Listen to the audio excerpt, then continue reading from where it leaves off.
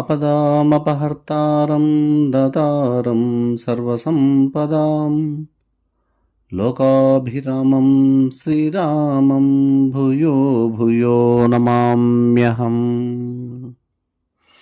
ఓం శ్రీ గురుభ్యో నమః. శ్రోతలకు ప్రేక్షకులకు నా హృదయపూర్వక నమస్సుమాంజలులు. జ్ఞానవాసిష్ఠమునందు ఉత్పత్తి ప్రకరణములో కర్కటి ఉపాఖ్యానమును గురించి ఇప్పుడు విచారణ చేద్దాం. పరబ్రహ్మమునకు జీవునకు భేదమేమియూ లేనట్లే జీవునకు మనస్సునకు కూడా భేదమేమియూ లేదు. జీవ మనస్సులకు భేదమెలా లేదో అలాగా మనసునకు ప్రపంచమునకు కూడా భేదము లేదు. కావున బ్రహ్మమే ప్రపంచం, ప్రపంచమే బ్రహ్మము అని వశిష్ఠ మహర్షి తెలియజేస్తూ, ఓ శ్రీరామచంద్ర, ఈ విషయం స్పష్టమగుటకై పెద్దలు ఒక ఇతిహాసమును చెప్పుచున్నారు. అది సర్వ వేదాంత సారభూతం. అందు ఒక రాక్షసి చేసిన మహాప్రశ్నలు, దానికి సమాధానములు ఉన్నాయి. ఆ కథను చెప్పెదను వినుము. కాటుక కొండతో మలిచిన ప్రతిమయో అన్నట్లు మిక్కిలి నల్లని వర్ణము గలది అయి అతి భయంకరమై ఉన్న కర్కటి అనే ఒక మహారాక్షసి హిమవత్ పర్వతమునకు ఉత్తర భాగమునందు నివసించుచుండెను. దాని కళ్ళు చెంచలములు మెరుపుల వలె పచ్చగా ఉన్నవి. ఖర్జూర వృక్షముల వలె దాని మోకాళ్ళు, అనగా మోకాళ్ళ వరకు ఉండు కాలులోని భాగం అత్యున్నతమై ఉండెను. దాని శరీరమంతా బయలుపడి ఉన్న ఎముకలతో నరాలతో నిండి మాంస శూన్యమై ఉండెను. అది అతి వికారముగను ఉండడమే గాక ఎల్లప్పుడూ పరమ ఆకలితో ఉండేది. ఆకలి తీర్చుకోవడానికి తగినటువంటి ఆహారము దొరకక ఆకలిని తగ్గించుకోవాలని నిశ్చయించి తీవ్ర తపస్సు చేసేదను అని సంకల్పించి పర్వత శిఖరం మీదికి చేరుకుంది. బ్రహ్మదేవుని గురించి 1000 సంవత్సరాలు ఘోర తపస్సు చేసింది. బ్రహ్మదేవుడు ప్రత్యక్షమై, నీకేం వరం కావాలో కోరుకో అన్నాడు. వెంటనే ఆ కర్కటి, బ్రహ్మదేవా, నేనొక సూదిలాగా మారాలి, జంతువుల హృదయాలలో చొచ్చి వాటిని చంపి భక్షించాలి అని నాకు కోరిక ఉన్నది, ఆ వరం ప్రసాదించమన్నది. అప్పుడు ఆ బ్రహ్మదేవుడు, నీవు సూదిగా ఉండవద్దు, విసూచికగా మారిపో, అంటే కలరాగా మారిపో. శాస్త్ర విరుద్ధమైన ఆహారమును ఎవరైతే తింటున్నారో వారిని, అధర్మ కార్యములు ఎవరైతే చేస్తున్నారో వారిని, దుర్మార్గపు కృత్యాలు చేసే దుర్మార్గులను పీడించు. అటువంటి వాళ్ళ ఊపిరి ద్వారా వారి హృదయంలో ప్రవేశించి వారిని చంపి నీ ఆకలి తీర్చుకో. సత్పురుషులను చేరవద్దు. ఒకవేళ విసూచిక పరిహార మంత్రాన్ని ఎవరైతే చెప్తారో వారిని కూడా వదిలిపెట్టాలి సుమా అని వరమిచ్చి తన లోకానికి వెళ్ళిపోయాడు బ్రహ్మదేవుడు. తదనంతరం ఆ కర్కటి చాలామంది హృదయాల్లో దూరి వారిని చంపసాగింది. ఇలా కొన్ని సంవత్సరాల తరువాత దానికి వైరాగ్యం ఏర్పడింది. నేను ఎందుకు ఈ పాపపు పనికి పూనుకున్నాను? ఎన్నో సంవత్సరాల నుంచి ఎన్నో జీవులను చంపినా నా ఆకలి తీరలేదు, మరియు నా ఆశ పోలేదు కదా. ఏది ఏమైనా నేను ఆశను జయించాలని నిశ్చయించుకుంది. మరలా బ్రహ్మదేవుని గురించి 1000 సంవత్సరాలు ఘోరమైన తపస్సు చేసి నిర్మలమైన చిత్తమును పొందింది. బ్రహ్మదేవుడు ప్రత్యక్షమయ్యాడు. ఓ కర్కటి, నీవు పాత శరీరాన్ని నొసగి జీవన్ముక్త స్వరూపాన్ని పొందావు. ఇక సమాధి యందుండి మనశ్శాంతితో జీవించు అని ఆశీర్వదించి వెళ్ళాడు. ఆ కర్కటి వెంటనే సమాధి స్థితిలోకి వెళ్ళి చాలా రోజులు ఆ సమాధి స్థితి ఎందే ఉన్నది. కొంతకాలానికి సమాధి స్థితి చెదరి ఆ కర్కటికి బయట ప్రపంచ జ్ఞానం వచ్చింది. వెంటనే ఆకలి వేసింది. ఆకలి తీర్చుకుందామని కిరాతకుల రాజ్య సమీపానికి చేరుకున్నది.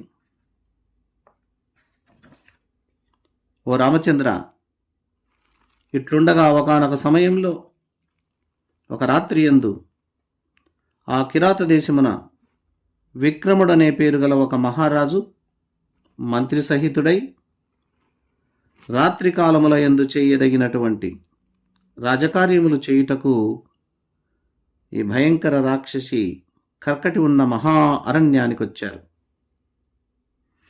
ఆ రాజును మంత్రులను చూచి ఆ కర్కటి ఇలా అనుకుంటుంది, ఆహా, నాకిప్పటికి తగిన ఆహారం దొరికినది. వీరు మూఢులుగా ఉన్నారు, ఆత్మజ్ఞానము లేనివారుగా ఉన్నారు. కాబట్టి ఈ మూఢులను బ్రతకనీయరాదు.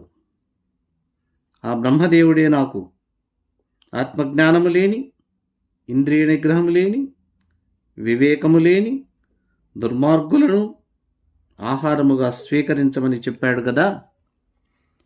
కాబట్టి వీరిని నేను ఇప్పుడు భక్షించి తీరదను అని అనుకుంటూ మనసులో మళ్ళీ సందేహించింది. వీరిద్దరూ ఒకవేళ సద్గుణవంతులేమో, ఆత్మజ్ఞానం కలిగిన వారేమో, కాబట్టి వీరిని పరీక్షించదను. ఒకవేళ ఈ పరీక్ష యందు కడతేరితే వారిని భక్షింపకుండా వదిలివేస్తాను. ఎందుకంటే నేను గుణవంతులను ఎప్పటికీ హింసించను. మంచి ఆయుష్షు, మంచి కీర్తి, పరమ ఆనందాన్ని పొందాలి అంటే గుణవంతులను పూజించాలి. నేను ఆకలితో చావనైనా చస్తానేమో గాని గుణవంతులనైతే బాధించను. ప్రస్తుతమునకు వీరిద్దరూ ఆత్మజ్ఞాన సంపన్నులో, గుణవంతులో తెలుసుకోవాలని చెప్పి పరీక్ష పెట్టాలనుకున్నది. కమలముల వంటి విశాల నేత్రములు గల ఆ సుందర పురుషులు ఎటువంటి జ్ఞానం కలిగి ఉన్నారో చమత్కారంగా కొన్ని ప్రశ్నలు అడిగి వారి యొక్క జ్ఞానాన్ని పసిగట్టాలనుకున్నది. వెంటనే, ఓ పాంధులారా, మీరిరువురెవరు? మహాజ్ఞాన సంపన్నులా లేక అజ్ఞానవంతులా? నేడిక్కడికి ఎందుకు వచ్చారు? నాకు ఆహారం కావడానికి సిద్ధమై వచ్చారా? నేను అనుకుంటే ఒక క్షణంలో మిమ్మల్ని చంపివేయగలను. కాబట్టి మీ యథార్థ స్వరూపములేమిటో నాకు తెలియజేయండి అనగానే ఆ విక్రమరాజు ఇలా అంటున్నాడు, ఓ భూతమా, నీవనగా ఎంత? నీ ఎచ్చటనున్నావు? నీ రూపమును ఇటు చూపు. నీకు బెదిరేవారిక్కడ ఎవరూ లేరు సుమా అని రాజు పలుకగానే ఆ కర్కటి తన శరీరమును వారలకు కనపడేటట్లుగా వారలను బెదిరించుటకునై గంభీరంగా సింహనాదము చేసి పకపక నవ్వుతూ కనపడింది. కొండ గుహవలే అతి విశాలాకారము కలదై భయంకరమైనటువంటి ఆ కర్కటిని చూచి రాజు మరియు మంత్రులు మహాధైర్యవంతులు గనుక భయమునందక ఎప్పట్లాగానే ఉన్నారు. అంతేగాక, ఓ మహారాక్షసి, నిష్ప్రయోజనంగా ఎందుకు ఈ ఆర్భాటం నీకు? బుద్ధిమంతులు వారి కార్యమును సాధించుటయందే పూనిక కలిగి ఉంటారు. వారికి ఏ విషయము కావలయనో దాని యందు మాత్రమే పనిచేస్తారు. కానీ ఇలా నీలా ఆడంబరము చెయ్యరు. నీ ఆడంబరానికి బెదిరిపోతామని తలంచుతున్నావేమో. మా దృష్టిలో నీవు బలహీనురాలవే సుమా. ఒకవేళ నీవు కార్యసాధనా పరురాలవైతే నీ ఇష్టమేమిటో వేడుకో. నీకు ఏం కావాలేనో చెప్పు. మమ్ము చేరినటువంటి యాచకులెవరూ స్వప్నమునందు కూడా తమ కోరికలను పొందక తిరిగి వెళ్ళలేదు అని రాజు చెప్పగానే కర్కటి తనలో ఇలా విచారించింది. ఆహా, వీరు సింహం లాంటి వారే. వీరి ధైర్యం చాలా గొప్పది. వీరు సామాన్యులుగా ఉన్నట్లు నాకు తోచలేదు. వీరి యొక్క వాక్ చమత్కృతి నాకు చాలా ఆశ్చర్యాన్ని కలిగిస్తున్నది. మరి వీరు మూఢులో లేక గుణవంతులో తెలుసుకోవడానికి నేను ప్రశ్నించాలి అనుకున్నది. వారి మాట, ముఖ వికాసము, చూపులను గుర్తించి వారు గొప్పవారిని గ్రహించింది. వెంటనే వారిని ఇలా ప్రశ్నిస్తున్నది. ఓ పాంధులారా, ఏ పరమాణువు ఒక్కటే అయినను అనేకముగా లెక్కించబడుచున్నది. దేని నుండి అనేక బ్రహ్మాండములు పుట్టుచున్నవి అని ప్రశ్నించేసరికి ముందుగా ఆ మంత్రి సమాధానమిస్తున్నాడు.